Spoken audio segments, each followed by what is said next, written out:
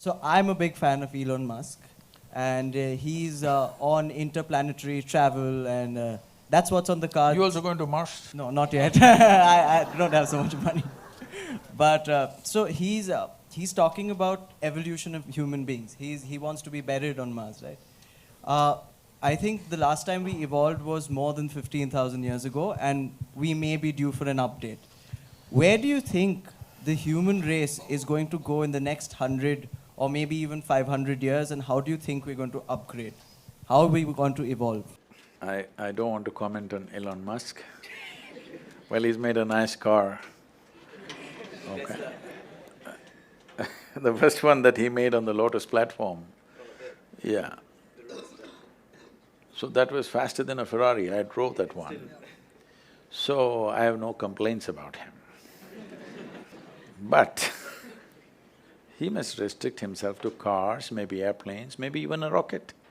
But he shouldn't talk about human mechanism, it's a different matter.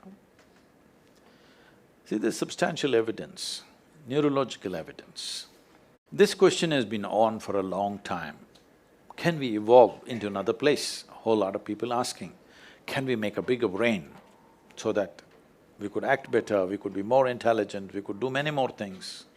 So neurologically, certain neurological scientists have explained this. See, if you want to increase the capacity of this brain, one thing is you must pack more neurons. This is how a lot of children are born with excess neurons. Those are the children who are hyper, very brilliant, but hyper and unstable. Well, the moment today doctors see them, they pounce on them, and because medical industry is a big industry, they're always looking for a victim. And pharmaceutical industry is the second largest industry, so they pump something into it, they give some name, ADD, ADH, ABC or XYZ. All the 26 alphabets have been expanded like this. But when a child is like this is not abnormal, this is normal. A whole lot of children are born like this, that there is excess neurons in the brain.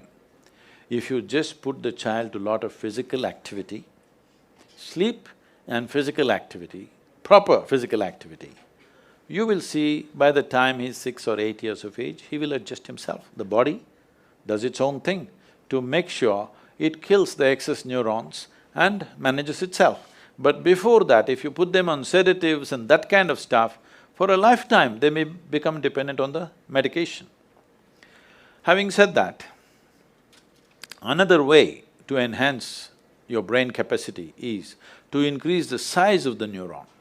If you increase the size of the neuron, the capacity of the brain could expand big time. But right now as you sit here in a restful condition, more than 20% of your energy is being consumed by your brain.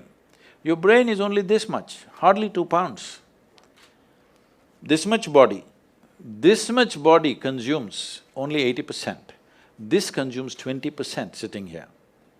If you increase the size of the neuron, the kind of energy that it will demand, the body cannot sustain. So this is what the neurological assessment is. But Adi Yogi, over 15,000 years ago, said something very unique. People asked the same question. So Adi Yogi said, see, you can learn to use your existing capacities in a much higher way than the way you're using it right now. If you become more and more conscious, your body and brain, you can use it in many more ways than they're using right now. But if you have to physically or physiologically evolve, then the way the planetary systems are, some change needs to happen in the solar system, because solar system is like a potter's wheel. It has spun this and it has reached its peak. How we know it's reached its peak is, if you know something about the geometry of the solar system, you know the diameter of the moon and the distance between the earth and the moon is 108 times, and the diameter of the sun, you know those things. So, if you look at the human system, there are 114 junction points or chakras as they're called. The first two are outside the physical body, so we usually don't talk about it unless it's for some mystical purposes.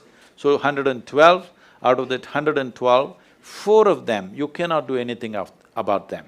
They If you take care of the 108, the remaining 4 operate by themselves, they have an intelligence of their own. We cannot do anything about it. So 108 is what is available to you. Seeing this, he says, see, 108 is already available to you. So the geometry of the solar system is like this. Unless some structural change happens in the solar system, you cannot evolve physiologically any further. But your ability to use the same thing in better and better ways is always available to you. So if you're planning to grow this along with Elon Musk, no, but can you learn to use this better? Are we not always learning to use this better, both body and mind? Aren't we? Some people, of course, downgrade themselves as time goes by. Some people are upgrading themselves, isn't it? It's possible if you're willing.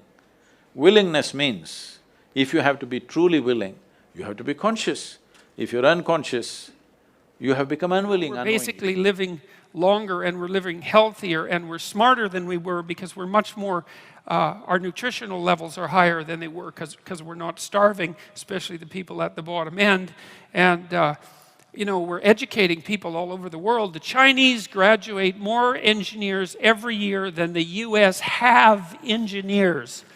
Now that's terrifying because God, we've got all these engineers already and they're making gadgets at such a rate that you can't even keep track of the gadgets, right? You go online and like there's all these technologies and all these subcultures using them and you don't even know what the technologies are. If you're fully informed, you can't keep up with the new stuff that you might buy. And it's not like it's trivial technology, it's unbelievably powerful technology. Like, I'm in awe of many of the young people that I work with because they're more, they're savvier about the technological infrastructure that constitutes the web than I am, because I'm old and it's hard to keep up as you get old. And you know, they come up with tools to make difficult things very simple, very rapidly. And there's just subcultures everywhere that are doing this at an unbelievably rapid rate. You know, and you go to somewhere like Silicon Valley, and I've spent a lot of time in Silicon Valley, and it has its problems, but Jesus, there's an unbelievable collection of smart people there, and they're working on things like mad, and it's working. You know, you see someone like Elon Musk, I mean, what the hell do you make of someone like that?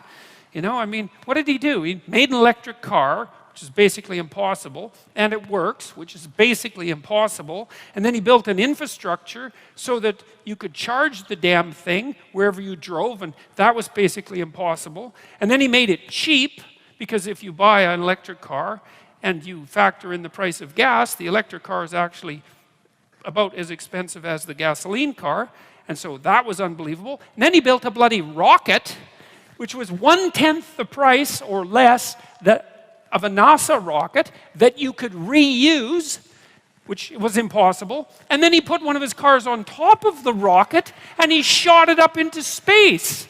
And then this happened, right? This all happened, and he's still alive. And you know, and then he went and blew it all by smoking pot on Joe Rogan, you know, because, well, it's so funny, you know. We like our insane geniuses, like predictable and safe. And so we don't want them doing strange things like having a tiny puff of marijuana on a show famous for marijuana. So anyways, you know, that's all good news. It's all good news.